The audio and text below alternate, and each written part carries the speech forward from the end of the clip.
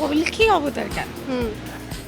দেখো আমার এই মিউজিক্যাল ফিল্মের যে গল্প, সেই গল্পের সাথে আমরা নর্মালি কি হয় দুর্গাপুজোর গানে আমরা হয়তো দুর্গাপুজোর গানের যে হুক লাইন থাকে সেই লাইনটাই গানের নাম হয়ে যায়। তোমার এখানে যে তিনটে লুক আমরা দেখলাম, তিনটে খুব এক্সট্রিম এক্সপ্রেশন অফ ইমোশন, এইটা নিয়ে যদি তুমি আলাদা করে কিছু বলো। কল্কির যে ভাবনাটা সেটাকে হয়তো মানে একটা ঝড়, একটা ধ্বংস, একটা সৃষ্টি বা একটা ওই ঊর্জাটা ওইটা বোধহয় বোঝাতে হেল্প করবে আমার। কেন এই থিমটাই তোমার মনে হলে বেছে নেওয়া উচিত?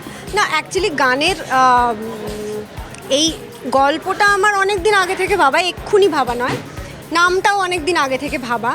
এবং এই গল্পটার মধ্যে মানে আমার সবসময় মনে হয় যে যখন আমি কোনো গান বানাই, তুমি দেখবে যে কোনো গানই তার শুরু এবং শেষের এমন কিছু থাকে যেটাতে একটা গল্পের শুরু হয়, একটা শেষ হয়, বোঝা যায়।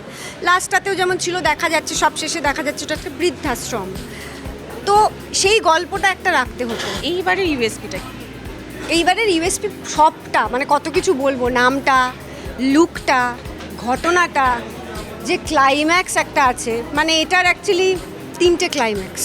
আমার কোথায় যেন মনে হয় যে আমাদের যে সময়ে আমরা চলছি, আমাদের বোধহয় কল্কি অবতারের মতন একজন কাউকে দরকার, যে না মরতে মানে মারতে তো ভয় পাই না, কিন্তু মারার পরে মরতেও ভয় পায় না। ভাইরাল তোমার এই নীল আলতা।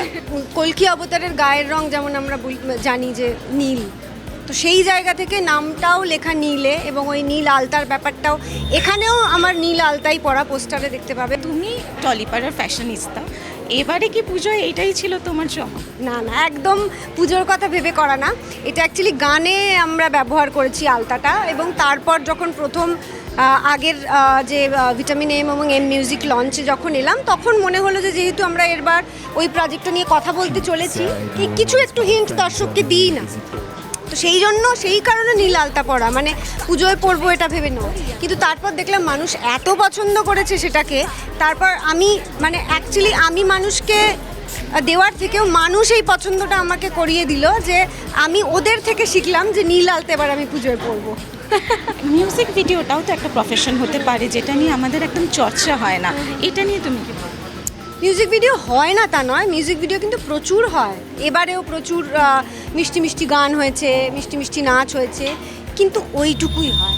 তার বাইরে গিয়ে যে একটু বড় করে ভাবা বা মিউজিক ভিডিওতেও একটা দারুণ গল্প বলা যায়, সেইটা খুব একটা অতটা হয় না। বা হয়তো এটাও হতে পারে যে মানুষ মিউজিক ভিডিওর পেছনে অতটা খরচ করতে চায় না, এটা হতে পারে। খরচটা তো একটা বড় ব্যাপার না, এক তো ভাবনা, ভাবে একটু ছোট করে, মানে ভাবেই হয়তো একটা সুন্দর মিষ্টি প্রেমের গল্প, বা একটু নাচ হলো, একটু পুজোর প্রেম হলো, এইটুকুই ভাবে, তার বেশি আর ভাবতে চায় না কেউ মিউজিক ভিডিওতে। এটার মধ্যে বোধহয় 80 থেকে 90 জন ডান্সার আছে, শুধু ডান্সার আছে 80-90 জন। তাছাড়াও জুনিয়র আর্টিস্ট এবং আরও অনেকে আছেন যারা তার বাইরে, শুধু 80 জন ডান্সার আছে, 80-85 জন। আর বাজেটটাও একটা ইস্যু থাকে, তো সেইটাই আর কি, মানে যদি ভাবা যায় তাহলে মিউজিক ভিডিওতেও কামাল করা যায় আর কি।